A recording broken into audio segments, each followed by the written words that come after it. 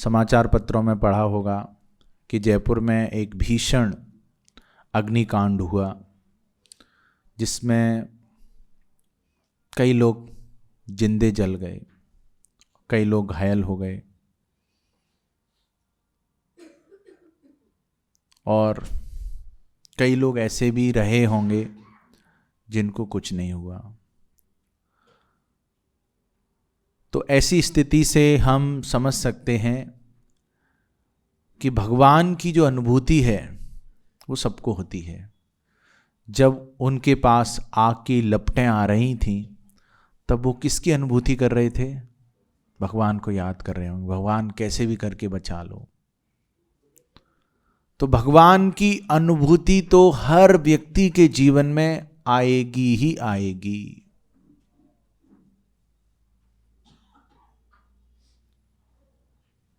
अब भगवान की अनुभूति हमें चाहिए तो उसके दो तरीके हैं। एक तो हम भगवान की भक्ति करके, भगवान की सेवा में लग के भगवान की अनुभूति ले सकते हैं। नहीं तो वो जो क्षण हैं, वो दुख के जो क्षण हैं, वो जो मृत्यु के क्षण हैं, तब भगवान की अनुभूति सबको होती है। सब भगवान को याद करता है, कोई एक क्षण के लिए भी, लेकिन सोचता तो है कोई बचा ले जब कष्ट आते हैं। तो एक गंभीर भक्त को जो वास्तव में ही मानव जीवन के उद्देश्य को प्राप्त करना चाहता है, उसको ये चयन करना होगा कि मुझे किस प्रकार भगवान की अनुभूति चाहिए। ये जो मायावी शक्ति है, इसका भी वही कार्य है जो भगवान के भक्तों का कार्य है।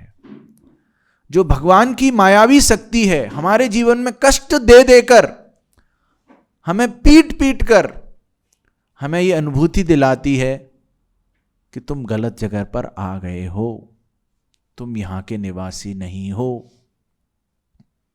इतने दुख जब जीवन में आते हैं और हर व्यक्ति सुख का प्रयास करता है, लेकिन दुख आते हैं तब समझ में आता है कि नहीं, कुछ और चाहिए, मुझे कुछ और चाहिए। तो एक विकल्प तो यह है कि हम 50 वर्ष की या 60 वर्ष की जिंदगी जी लें, उसके बाद हमें समझ में आए कि इस दुनिया में मेरा कोई नहीं है, जिनसे आशाएं थीं वो झांसा देके चले गए हैं। और दूसरा विकल्प है हम शास्त्रों का अध्ययन करें, गुरु की शरण लें और भक्तों के निर्देशन में हम भक्ति करें। तब वो जो अनुभूति है इस भौतिक जगत के प्रति, उस अनुभूति को हम बहुत जल्दी ग्रहण कर सकते हैं, उसको अनुभव कर सकते हैं। 3 प्रकार की बुद्धि की चर्चा की गई है। एक व्यक्ति जिसको फर्स्ट क्लास इंटेलिजेंस, भाई ये फर्स्ट क्लास है, दूसरा ये दूसरी श्रेणी का है, ये तृतीय श्रेणी का है। मान लीजिए एक बालक है, उसने अग्नि को देखा, तो अग्नि को देखते ही वो, उसके पिताजी बोलते हैं बेटा बेटा बेटा अग्नि को मत छुओ, जल जाओगे। तो वो पिताजी की बात मान लेता है, पिताजी बोल रहे हैं अग्नि को नहीं छूना है। वो प्रथम श्रेणी की बुद्धि है। फिर पिताजी बोलते हैं बेटा मत छू, नहीं कैसी बात कर रहे हैं, इतना अच्छा है, लाल लाल इतना बढ़िया, इतना अच्छा लग रहा है। वो अग्नि को छू लेता है, वो जल जाता है, उसको दर्द हुआ। यदि वो एक बार उसका अनुभव करने के बाद दोबारा अग्नि को नहीं छूता है तो वो द्वितीय श्रेणी की बुद्धि है। लेकिन वो अग्नि में हाथ डाल देता है, जल गया, पट्टी कर ली, डॉक्टर को दिखा लिया, सही हो गया, अब फिर से अग्नि में हाथ डालेंगे। वो तृतीय श्रेणी की बुद्धि है। अब हम यहां से आकलन कर सकते हैं हम किस श्रेणी की बुद्धि में जी रहे हैं। हमने बारंबार ये सुना है, महसूस किया है कि इस भौतिक जगत में सुख नहीं है। यदि सुख है तो वो क्षणिक है और हमें क्षणिक सुख नहीं चाहिए। फिर भी हम उस क्षणिक सुख के पीछे भागते रहते हैं। लेकिन यहां पर जो नारद मुनि हैं, उनको अवसर मिला भक्ति वेदांतों की, भगवान के शुद्ध भक्तों की सेवा करने का। जब उन्होंने सेवा की तो उनको मेवा मिली। क्या मेवा मिली? उनकी कृपा मिली। जब उनके जीवन में दुख आया, क्या दुख आया? उनकी मां को सांप ने काट लिया। वो चाहते तो वो रोने लग जाते, बिलखिलाने लग जाते, बिलखने लग जाते। उन्होंने इसको आध्यात्मिक दृष्टिकोण से लिया कि अब मेरे जीवन में आसक्ति का कोई जरिया नहीं है। भगवान ने मेरी मां को भी ले लिया, अब मुझे भगवान पर निर्भर होना है, आत्म साक्षात्कार करना है, भगवान की अनुभूति करनी है। कोई कहने को कह सकता है कि नहीं नहीं ये कैसी बात कर रहे हैं आप, लेकिन ये तो सच्चाई है। कोई कह सकता है आप निराशावादी बातें कर रहे हैं।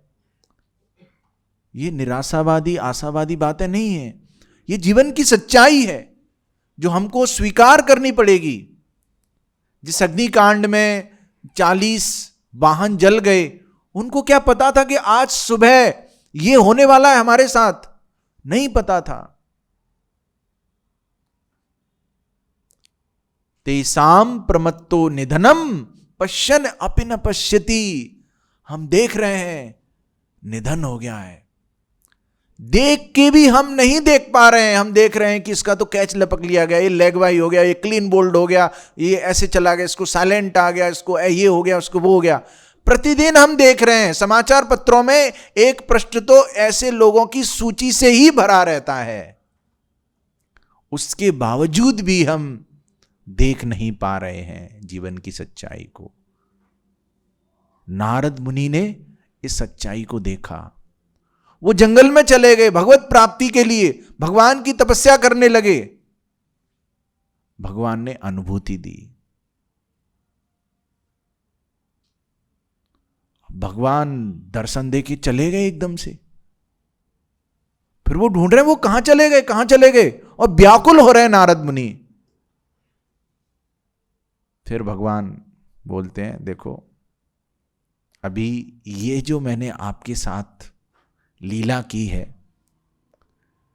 इसलिए की है ताकि तुम मुझे पाने के लिए और लालायित हो जाओ।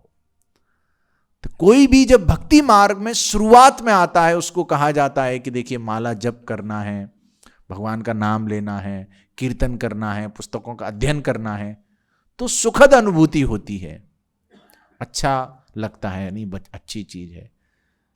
लेकिन जैसे ही समय गुजरता जाता है, ये कितनी माला बची, कब होंगी 16 माला, कब ये जब पूरा होगा, अरे वो मुझे वो देखना है, ये करना है, वो करना है। वैष्णव अपराध करने लग जाते हैं, वो भक्त ऐसा है, ये भक्त ऐसा है। इतने सारी भक्ति तो द्वितीय श्रेणी में चली जाती है, हमारी प्राथमिकता नहीं रहती है, और हम दुनियादारी की बातों में हम फंस जाते हैं। तो भगवान शुरुआत में अनुभूति देते हैं, फिर आपकी परीक्षा लेते हैं कि हम देखना चाहते हैं कि तुम हमें पाने के लिए कितने लालायित हो।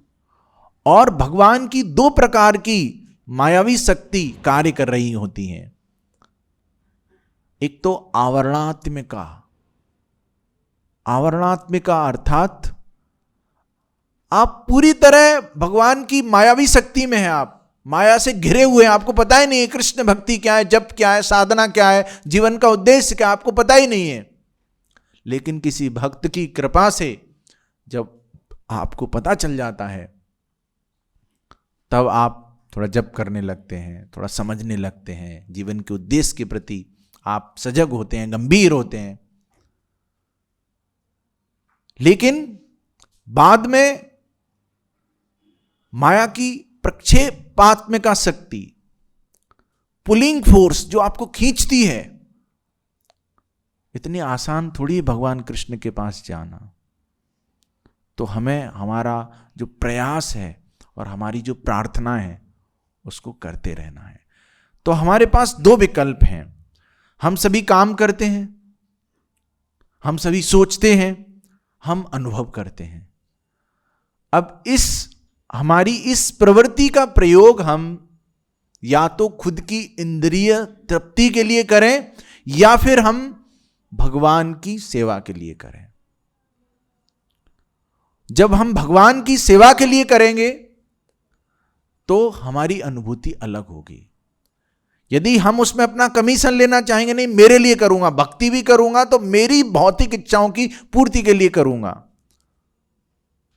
वो सही सोच नहीं है। तो हम जो भी करें भगवान की सेवा के लिए करें, और वही हम खुद के लिए करेंगे तो जैसा कि तात्पर्य में श्रीला प्रभुपाद बता रहे हैं कि एक समय के बाद वो सैचुरेशन आ जाएगा, आप भर जाओगे। यार इस चीज में सुख ढूंढने का प्रयास किया मैंने, उसके बावजूद भी सुख नहीं मिल रहा है। कोई महंगी कार लेके आता है, 1 साल 2 साल उसको अच्छा लगता है, फिर उसके बाद सोचता है कोई नई कार। एक व्यक्ति है, 1 कार ली इन्होंने, 2 कार ली, तीसरी कार से हमारे जीवन में विकार ही आएंगे, संस्कार नहीं आएंगे, भक्ति के संस्कार नहीं आएंगे। यहां यदि उस कार का प्रयोग भगवान की सेवा में करें तो वो हमें शुद्ध करेगा। तो हम सबके पास इंद्रियां हैं, सोचने की शक्ति है, कार्य करने की शक्ति है, हमें उसका सदुपयोग करना है, भगवान की सेवा में हमें उसको लगाना है। और जो दुख का कारण है, कोई बोलता है प्रभु जब भी कर रहे हैं, सब कर रहे हैं, लेकिन फिर भी बहुत दुख है, दुख जा ही नहीं रहा है। और दुख से निकलने के लिए हम भगवान से प्रार्थना करते हैं। लेकिन मैं आपको ये सलाह दूंगा, जब भी आपके जीवन में दुख आए तो आप भगवान को धन्यवाद बोलिए। भगवान आपने हमें दुख दिया है, क्या पता इससे कहीं ज्यादा दुख मिलता। हमारे कर्म, हम पता नहीं हमारे कर्म के अनुसार हमें कितना दुख मिलना था। भगवान बोल रहे हैं भगवत गीता में, नेहा विक्रमना सोस्ति प्रत्यवायो न विद्यते स्वल्पमप्यस्य धर्मस्य त्रायते महतो भयात्।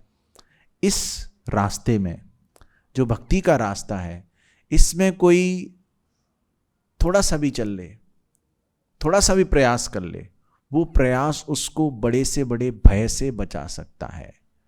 इस बात पर हमें श्रद्धा होनी चाहिए, भगवान कृष्ण ने कहा है। तो हमारे जीवन में जो दुख आ रहा है, वो जो दुख है हो सकता है जितना आना चाहिए था उसकी तुलना में बहुत कम है, तो हमें भगवान को धन्यवाद देना चाहिए। और दूसरी बात, यदि जीवन में दुख नहीं आए ना, हम भगवान को याद नहीं करें। और जीवन का असली उद्देश्य है मन मना मद भक्तो मद्याजी माम नमस्करो। मेरे बारे में सोचो, मेरे भक्त बनो, मुझे नमस्कार करो, मेरी पूजा करो, भगवान बोल रहे हैं।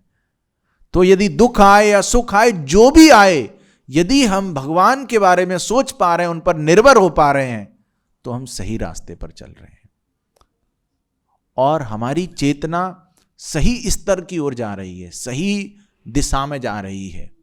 भगवान पर निर्भरता, भगवान से प्रार्थना करते रहना, भगवान की सेवा के लिए भगवान से भीख मांगना। इस दुनिया में हम कितनी भी किसी की भी सेवा कर लें, हम कभी भी पूर्णतः संतुष्ट नहीं हो सकते, इस बात में कोई संशय नहीं है।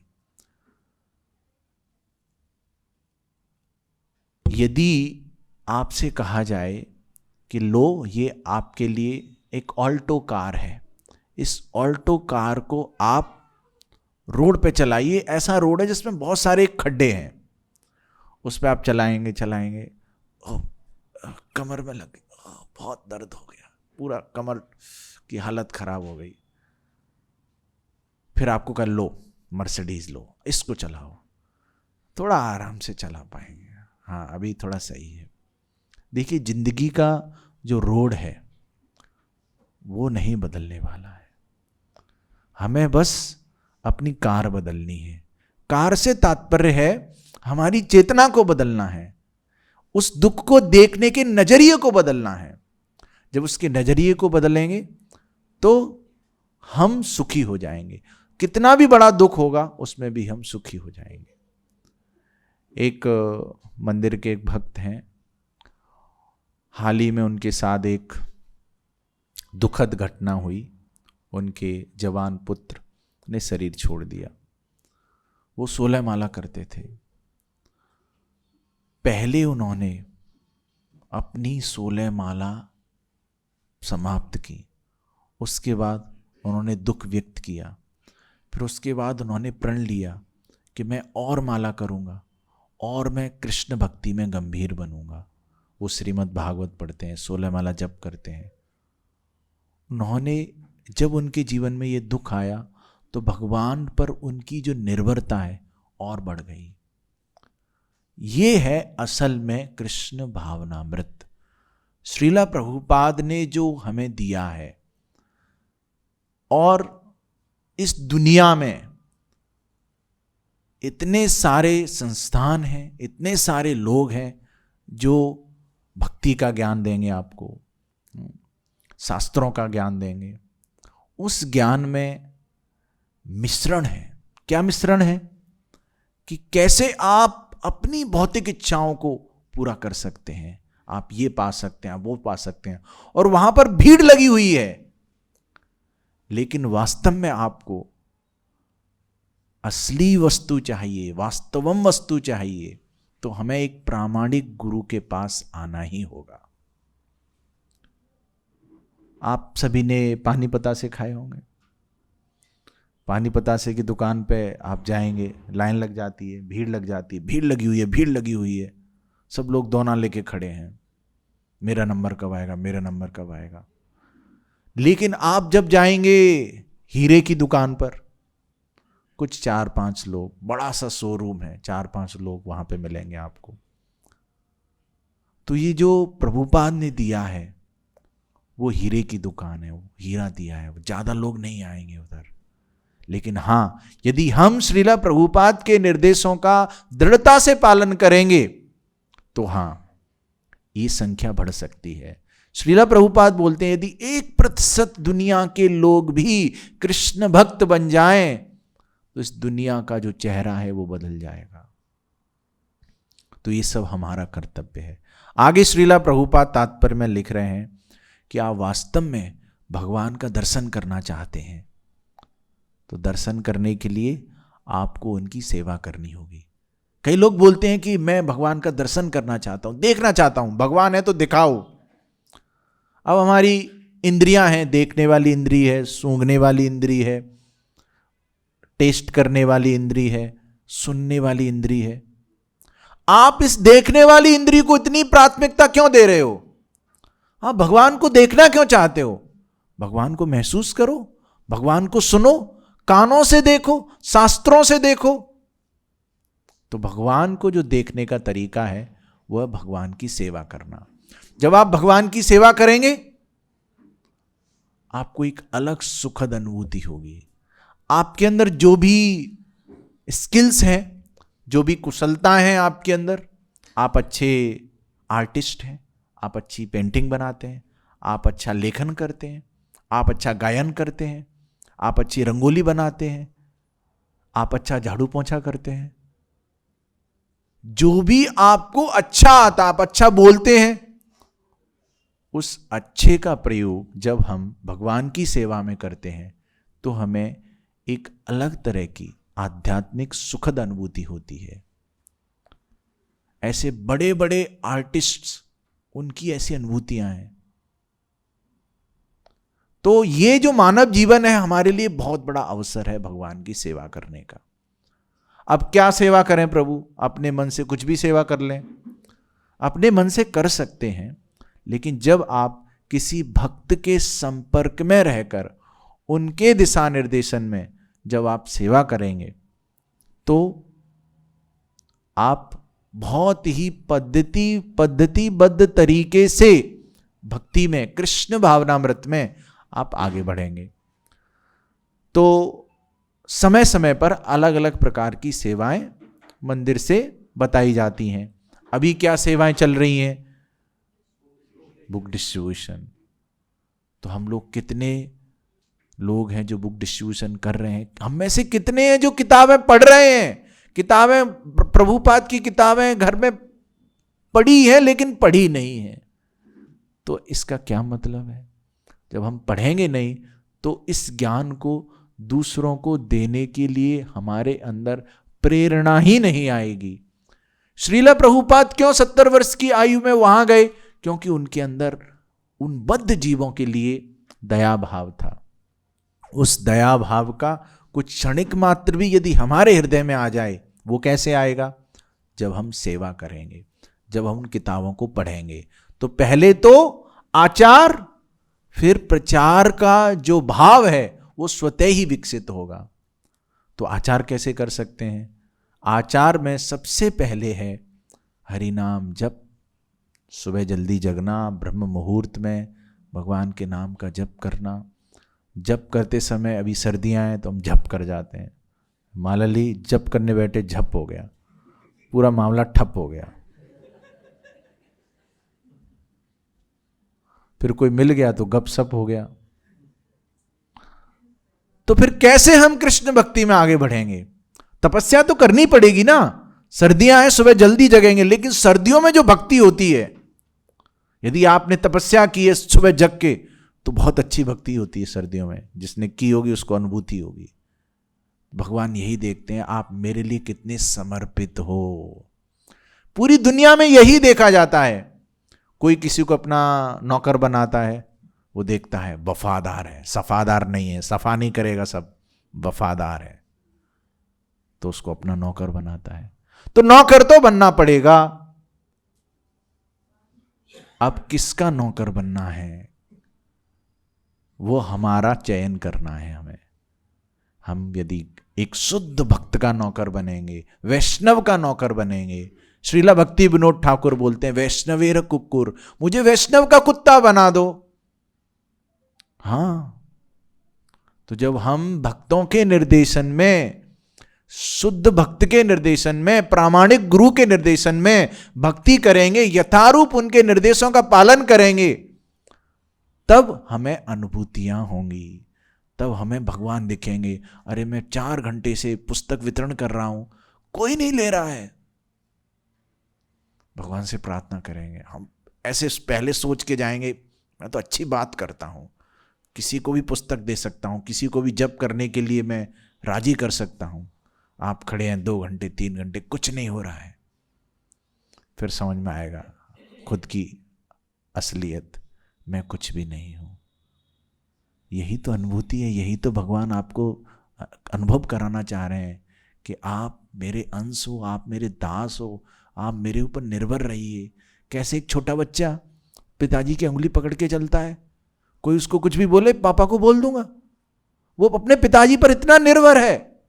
ठीक उसी प्रकार हमें अपने पिताजी पर, भगवान कृष्ण पर पूर्ण तरह निर्भर होना है। तो जब तक तपस्या नहीं करेंगे तब तक अनुभूति नहीं होगी।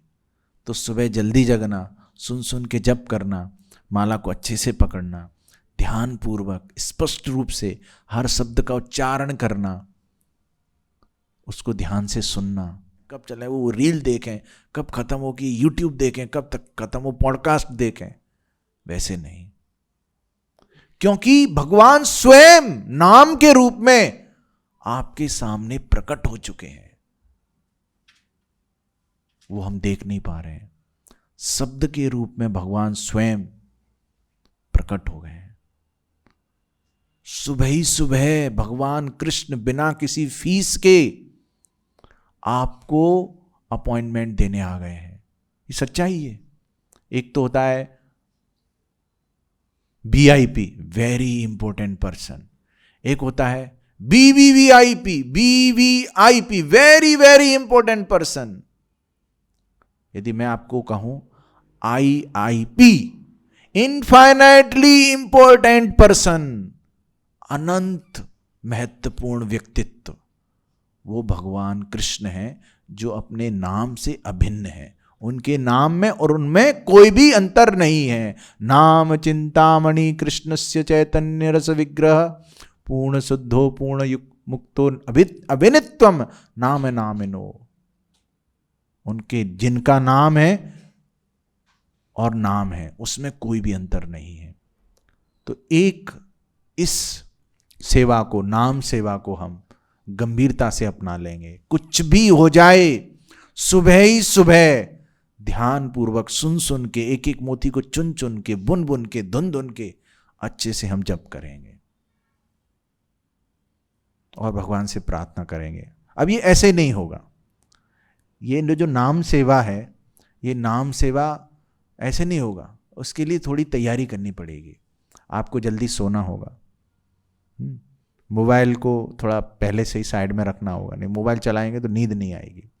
सुबह जल्दी जगना होगा, सोने से पहले भगवान से प्रार्थना करनी होगी। भगवान, सुबह जल्दी जगना है, आपकी मंगल आरती सुननी है, करनी है, अच्छे से आपका नाम जप करना है, थोड़ा कृपा कीजिए। आप अच्छे से, जितनी तत्र लौल्यम एकम मूल्यम, जितनी उत्सुकता से, जितनी उत्कंठा से आप प्रार्थना करके सोएंगे तो सुबह आप जग जाएंगे।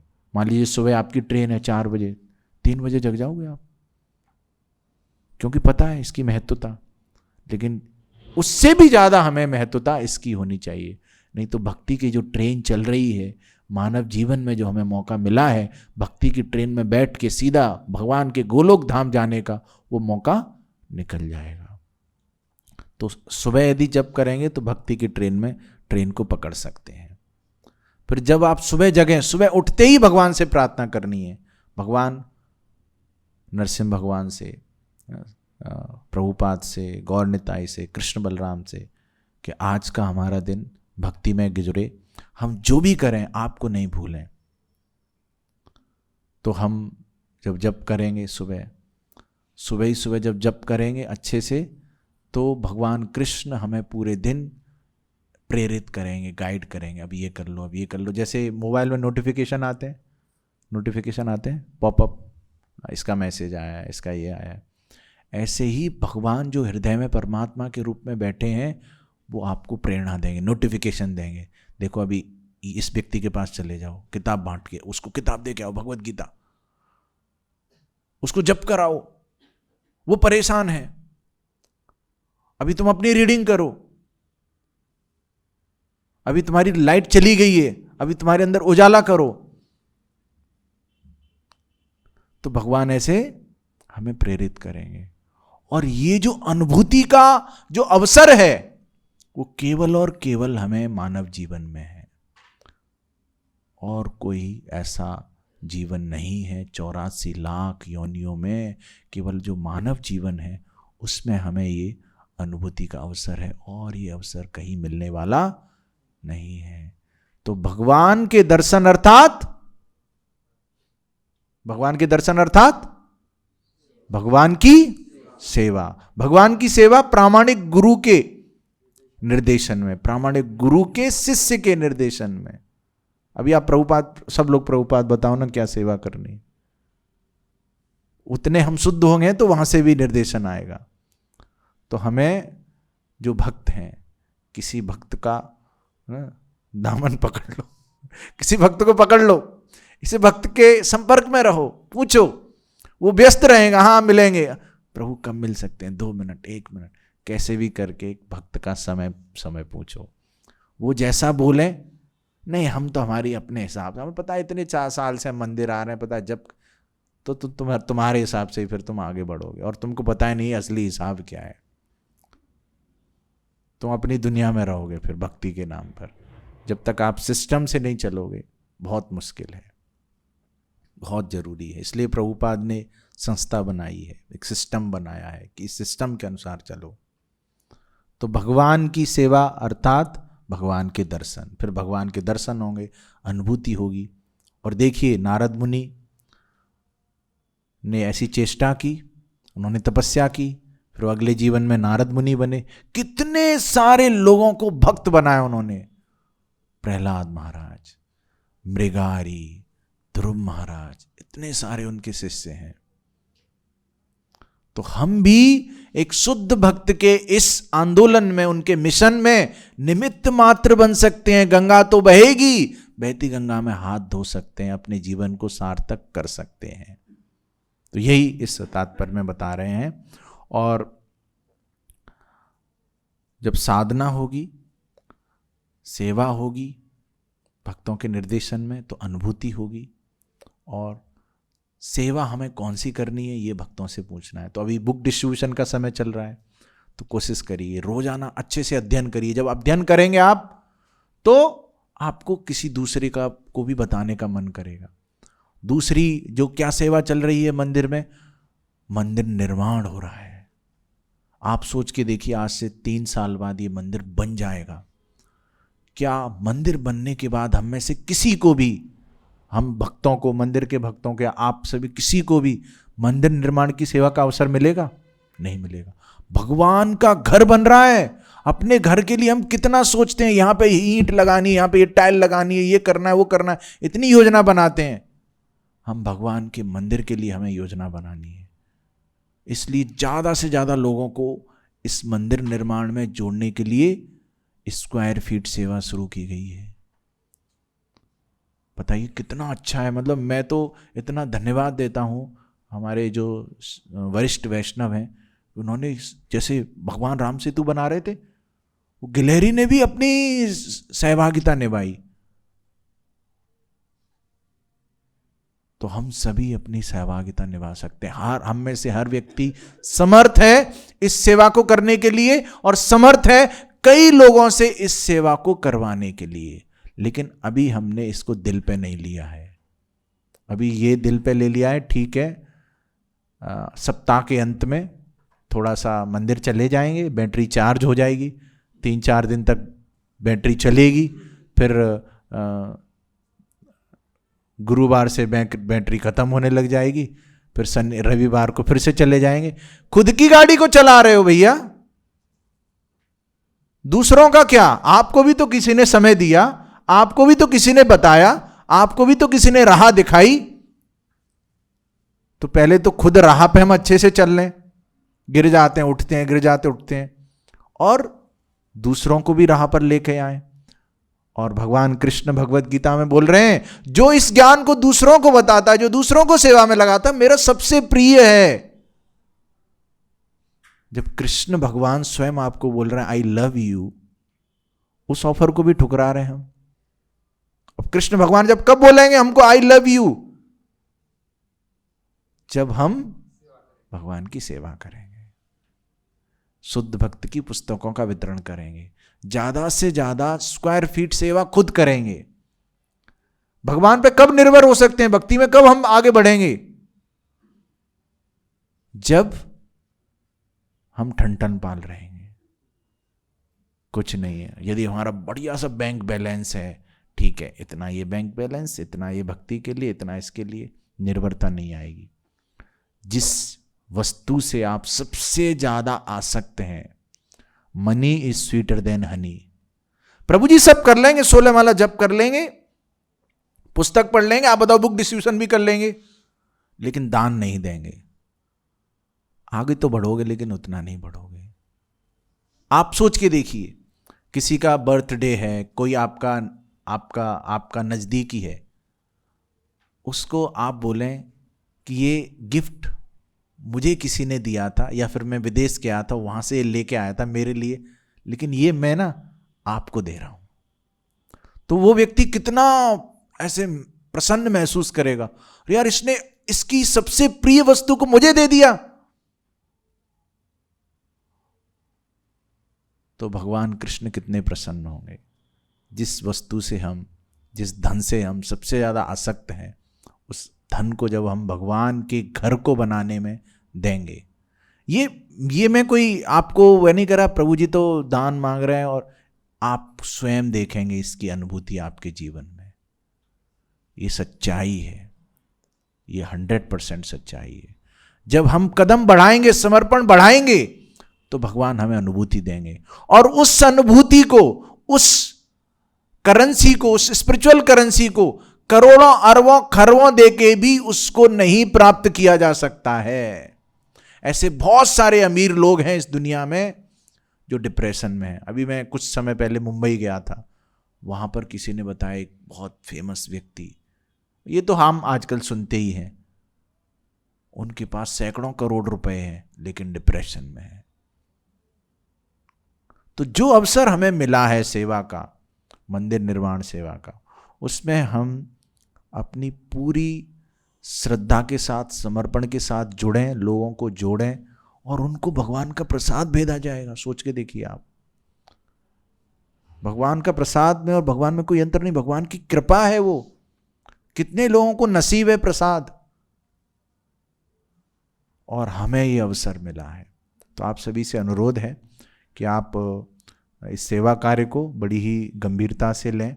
श्रीला प्रभुपाद की पुस्तकों का वितरण, आपकी साधना और मंदिर निर्माण में, ये किसी को बोलने की जरूरत नहीं होनी चाहिए। ये हमारा भाव है ना।